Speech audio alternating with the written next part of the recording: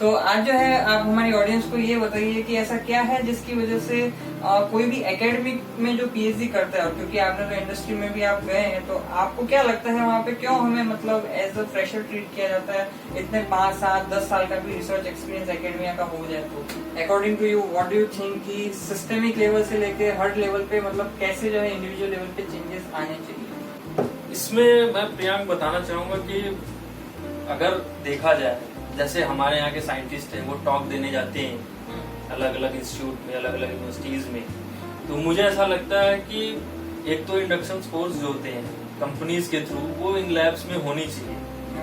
ठीक है, अगर इन लैब्स में होगी, नई गाइडलाइन आ रही है, तो गवर्नमेंट को ऐसा इनिशिएट करना चाहिए कि वो वहाँ के स्टूडेंट को, वहाँ के स्टाफ को, साइंटिस्ट को, सबको वो चीजें बताएं।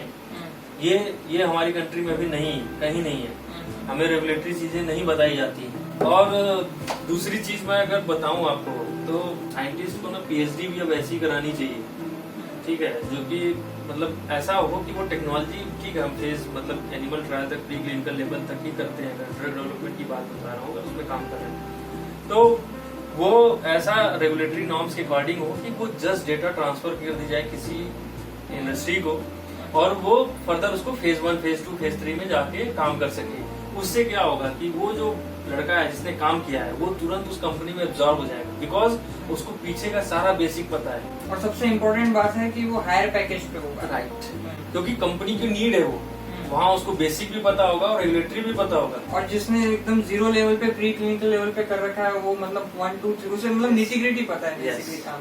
तो ये एक अच्छा प्लेसमेंट का तरीका होगा जो इंस्टीट्यूट के साइंटिस्ट, डायरेक्टर्स को सोचना चाहिए कि अपने यहाँ के स्टूडेंट्स को किस तरह से वो आगे बढ़ा सकते हैं, प्रमोट कर सकते हैं और एक अच्छे पैकेज पे उनको प्लेस करा सकते हैं। तीसरा मैं आपसे कहूँ कि एक बिजनेस डेवलपमेंट सेल होता है जो बाहर की कंट्रीज में, हमारे यहाँ भी पैटर्न उतना नहीं है, जिसमें वो कंपनियों को इन्वाइट करें और जो प्रेजेंटेशन स्टूडेंट अपनी पीएचडी का देता है उसमें उनको भी इन्वाइट करें और उनको वहाँ पे बिठाएं। वो प्रेजेंटेशन उनका फाइनल प्रेजेंटेशन होता है थीसिस अवार्ड का, और साथ में साथ अगर वो इंडस्ट्री को कहीं से भी उसको लगता है कि ये टेक्नोलॉजी उनको लेना चाहिए, वो तुरंत के तुरंत एग्रीमेंट साइन करे। मतलब जिस दिन आपकी पीएचडी सबमिट हुई प्रियांक, उसी दिन आप प्लेस हो गए। ये हो सकता है, तो ये माइंडसेट लाना पड़ेगा, ये कहीं और से नहीं आएगा। ये हम मतलब कहते हैं ना कि वो चीजें खुद से ही आएंगी, तब आएंगी जब हम सोचेंगे, हम करेंगे। इस साल भर में एक बार ऐसा, या तो हमारे जो साइंस डे होते हैं या इस तरह के कोई मतलब हम इवेंट ऑर्गेनाइज करते हैं, तो वहाँ पे बड़ी बड़ी कंपनियों के R&D हेड को या डायरेक्टर्स को उनको इनवाइट करें और अपनी जो भी हमने काम किया है, लाइक बचपन में फेस्ट लगाते थे, साइंस फेस्ट, तो वैसे ही हम अपने पीएचडी का एक ब्रीफ जो एब्स्ट्रैक्ट हम बनाते हैं, ग्राफिकल एब्स्ट्रैक्ट, वैसा बना करके हम वो प्रेजेंट कर सकते हैं और उनसे तभी के तभी हम निगोशिएट कर सकते हैं कि आई हैव मतलब दिस काइंड ऑफ थिंग्स, और आप अगर इंटरेस्टेड हो तो we can go for next. उसके लिए हमें थोड़ा सा बेसिक से मतलब साथ ट्रांसलेशन पे भी आना होगा, क्योंकि तभी सोसाइटी को हम कुछ दे पाए। हमें ये भी सोचना है, हम सिर्फ ग्रांट लेकर के रिसर्च करके पेपर छापे, ये नहीं, मैं इस चीज को नहीं सही मानता हूँ। ठीक है, आप बेसिक करिए, लेकिन साथ में एक पैरेलल आपको एक प्रोडक्ट भी लेके चलना होगा, जो कि चाहे वो उस टारगेट पे देख रहे हैं कि क्या वर्क कर रहे हैं, क्योंकि जो भी बेसिक साइंस होती है वो इसीलिए होती है कि फर्दर उसका यूज कहीं न कहीं ट्रांसलेशनल रिसर्च के लिए होगा। तो हम वो काम पहले से क्यों ना करें, उस काम को फिर इतना ज्यादा टाइम दें, इतना ज्यादा पैसे फिर से उस पर लगाएं, फिर से सारे वही एक्सपेरिमेंट करें। हमें तो सिर्फ एक ग्रुप ऐड करना है। और सही बात है, लाखों करोड़ों रुपए आते हैं केवल एक बेसिक साइंस के प्रोजेक्ट के ऊपर, तो एटलीस्ट ऐसा कुछ तो विंग होना चाहिए साइड बाय साइड कि आप जो है ट्रांसलेशन भी कर रहे हैं उसके अंदर, क्योंकि हमें सोसाइटी के लिए सोचना पड़ेगा। हाँ, because it is money of the people only. तो पब्लिक फंडेड यूनिवर्सिटी और इंस्टीट्यूट है तो उन्हीं का फायदा नहीं है, तो फिर क्या रियल तो सोसाइटी को हमें देना चाहिए। और मैं आपको एक बात और बताऊं, जैसा कि मैंने बताया मैं इंडस्ट्री में था और मैं पहली बार जब मैं ड्रग कंट्रोलर ऑफिस में गया, वहाँ पर मैं मिला, तो उन्होंने बताया कि हमारी कंट्री में आज तक इन्वेस्टिगेशनल न्यू ड्रग है ही नहीं।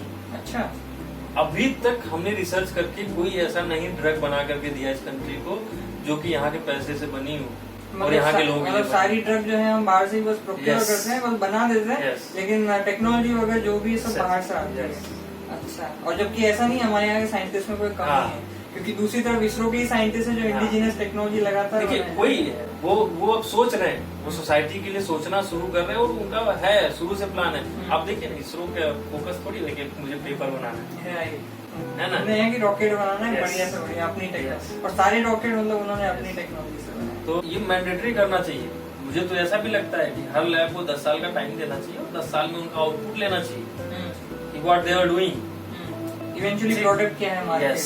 में। यस, जब तक इस तरह का थोड़ा सा पैटर्न नहीं आएगा ना, हम नहीं कह सकते कि अभी बताया ना आपको कि कुछ दिन पहले वो CSIR का चल रहा था कि आज तक कितने नोबेल प्राइज आए, तो हम ऐसे ही बस न्यूज आर्टिकल पढ़ते रहेंगे और हमारे हाथ में कुछ नहीं होगा।